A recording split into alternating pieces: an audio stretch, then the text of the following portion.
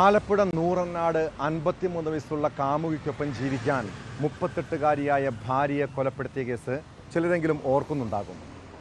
2018 മെയ്യിലാണ് നൂറനാട് സ്വദേശിനി അമ്പിളിയെ ഭർത്താവ് സുനിൽകുമാർ കാമുകിക്കൊപ്പം ചേർന്ന് മർദ്ദിച്ച് ബോധം കെടുത്തിയ ശേഷം കെട്ടിത്തൂക്കി കൊന്നത്.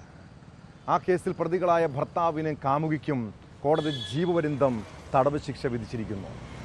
ഭർത്താവ് സുനിൽകുമാർ, കാമുകി ശ്രീലത എന്നിവർ 50,000 രൂപ വീതം പിഴയടയ്ക്കണമെന്നും മാവേലിക്കര അഡീഷണൽ സെഷൻസ് കോടതിയുടെ ഉത്തരവിലുണ്ട്.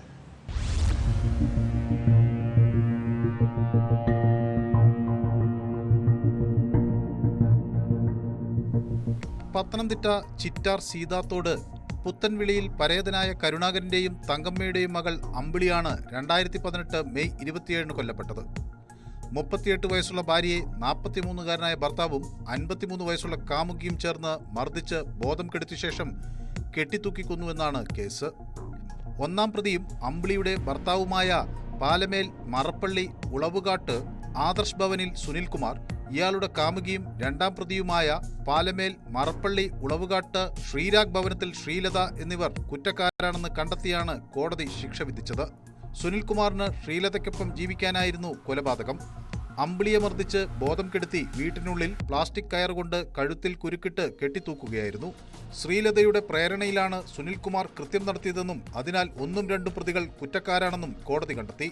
നൂറനാട് പോലീസ് സ്റ്റേഷൻ സബ് ഇൻസ്പെക്ടറായിരുന്ന വി ബിജു രജിസ്റ്റർ ചെയ്ത കേസിൽ മാവേലിക്കര ഇൻസ്പെക്ടറായിരുന്ന പി ശ്രീകുമാറാണ് അന്വേഷണം നടത്തി കുറ്റപത്രം സമർപ്പിച്ചത്.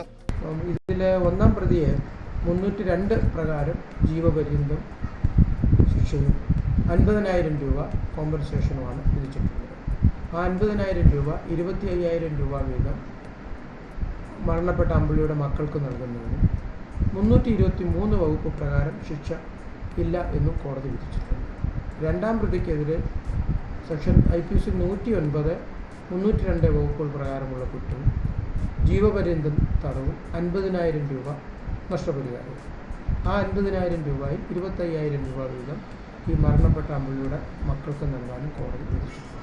സുനിൽകുമാറിനെതിരെ കൊലപാതകം, മാരകമായി ദേഹോപദ്രവം ഏൽപ്പിക്കൽ തുടങ്ങിയ വകുപ്പുകളും ശ്രീലതയ്ക്കെതിരെ കൊലപാതകം, പ്രേരണാകുറ്റം തുടങ്ങിയ വകുപ്പുകളുമാണ് ചുമത്തിയത്. പ്രതികൾ കുറ്റക്കാരാണെന്ന് കോടതി കഴിഞ്ഞ ദിവസം കണ്ടെത്തിയിരുന്നു. പ്രോസിക്യൂഷനു വേണ്ടി government pleader and public prosecutor PV Santhosh Kumar ഹാജരായി. Senior civil police officer Sijil C Nair, ASI Sindhu എന്നിവരാണ് കേസ് നടപടികൾ ഏകോപിപ്പിച്ചത്.